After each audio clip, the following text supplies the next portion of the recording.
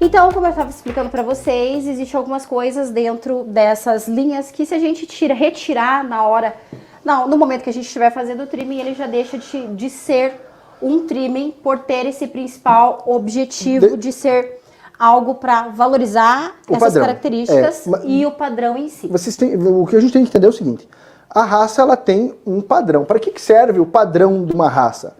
É só para definir o que um clube, um julgamento de exposição define? Não. O padrão ele serve para definir características morfológicas e de saúde dessa raça. Sim. Então, quando você tem um cão de uma determinada raça, ele tem características morfológicas e características que fazem com que ele seja esse cão. Por exemplo, um dálmata tem que ter pintas. Se o dálmata não tiver pintas, ele está fora do padrão. Qual é o que caracteriza um dálmata quando você vê um dálmata? É um cão com as pintinhas. Claro que não é o único aspecto.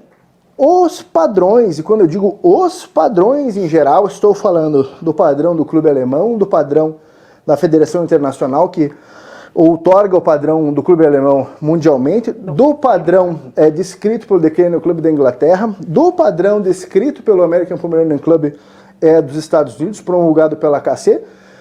Então, todos esses padrões são os padrões mais importantes, que é o padrão com maior validade no mundo, que é o padrão alemão promulgado pela FCI. O segundo clube mais importante, mais respeitado do mundo, que é a AKC, que promulga o padrão ou chancela o padrão da APC. E o do The Kennel Club da Inglaterra, que é o Kennel, uma das entidades mais antigas do mundo de registro. Todos eles falam sobre algumas características que o Spitz alemão tem que ter. Só vou ilustrar para vocês. Por exemplo, juba, pernas franjeadas, pelo, subpelo. Se você tira alguma dessas características, você está tirando o cão do padrão. Exatamente. Então, é exatamente o que a Carol falou. Acho que dá pra gente falar, Carol. Se você... dá pra gente conversar sobre isso. E assim, é particularidades bem interessantes, gente. Então, quando ele comenta ali da parte da juba, a gente tem que esquecer que ele tem uma juba exuberante, faz ele olhar aí, a gente tá... Animadores. É que ele tá com frango, que tá sem a cabeça, né, gente? Daí o frango não canta. Aí o que acontece? Eu vou lá pra ele ficar me olhando. A parte da juba, aqui, que seria toda essa parte de exuberância... A gente não pode esquecer que ele também tem a parte do peito e do colar. E se a gente vier aqui e entrar muito nessa parte da juba e retirar a parte do colar, que muito a gente fala dentro da parte de especialização em trimming, que isso a gente tem que fazer uma união de peito com a parte do colar. A gente não pode retirar. Se você retira e faz com que isso seja uma coisa só, ele acaba deixando saindo. De ser um trimming, deixando de valorizar o que... Por que a gente tem que valorizar exatamente o que a Carol está falando, a característica da raça? Porque há mais de 100 anos se trabalha para que essa característica seja refinada. Então, você acabar com essa característica não é uma coisa que a gente deseja, né, Carol? Gente, vocês têm que entender, a Carol fala muito sobre isso. O trimming não é só um corte, uma linha de corte, né, Carol? Exatamente. Porque, assim, até é muito interessante que, há alguns meses atrás, uma pessoa de uma grande rede entrou em contato com a gente e falou, a gente queria fazer uma especialização com a Carol e tal. Tá bom, né, ok. Então, como é que é?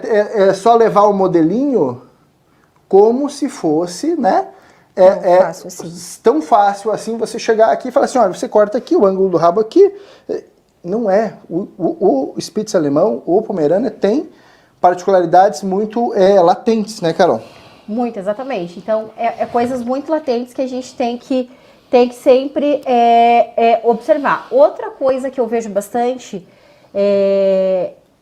que muitas vezes não é respeitado, é a parte do dorso. A parte do dorso é uma outra coisa que a gente tem que preservar bastante, porque é ela que vai, afinal de contas, dar essa beleza e esse padrão dentro do que a gente precisa. A parte das franjas, também, ela não pode ser simplesmente, às vezes, subir. A gente vai mostrar alguns exemplos, inclusive. Tem uma imagem, eu pedi aqui para Eu vou colocar para vocês aqui duas imagens.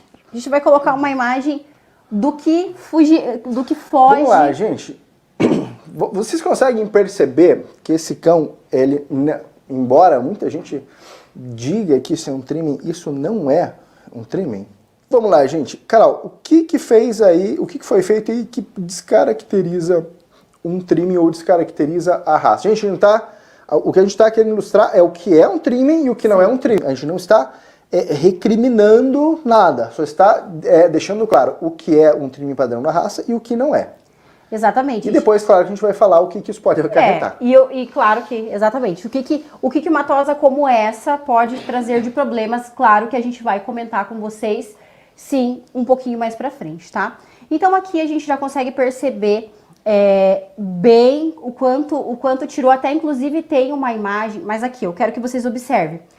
A parte do bumbum, como foi tirado, a parte das franjas, a parte do peito ali, como eu havia comentado com vocês, a parte da coroa, a parte da juba, foi retirado praticamente várias coisas, principalmente uma das coisas, a pelagem primária, a gente nem observa a presença dela, a gente observa muito mais o subpelo. O subpelo. Posso fazer uma observação? Inclusive, isso foi alvo de uma circular... Coloca as duas imagens daí. A Camila até vai colocar as duas imagens. Isso foi alvo de inclusive de uma circular da APC, do American Pomeranian Club, sobre essa questão de retirar demasiadamente o pelo primário. Pelo primário. Por quê? Porque não se consegue identificar se um cão está com a pelagem saudável se você não puder enxergar isso pode parecer. Se você não puder enxergar o pelo primário. Além disso, olha lá, gente. Olha a diferença ali, principalmente na linha inferior. A linha inferior é essa linha ali de baixo, da barriguinha, né? Olhem como foi retirado e deixou o corpo com um formato cilíndrico. Isso não é uma característica do trimming. Esse dorso reto, formato cilíndrico, as patas, todos os padrões absolutamente falam que o cão ele tem a juba que a Carol falou, a gola, né? E as pernas... O rufo e as pernas franjeadas.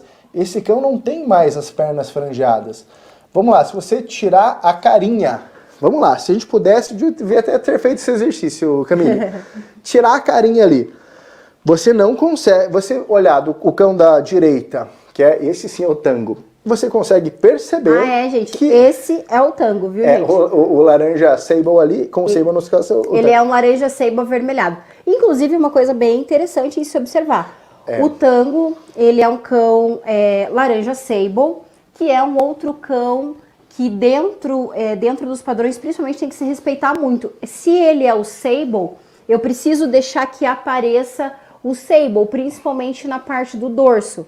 Se eu retirar esse sable, eu tô descaracterizando também, além da principal característica da coloração, a raça em si. O exercício da carinha. O exercício da carinha. Se você colocasse ali uma tarja preta na carinha do tango, qualquer pessoa ia bater o olho e falar assim, é um Spitz. Se você colocasse ali uma tarja tampando a carinha do outro cão, muitas pessoas teriam dúvida qual cão é esse.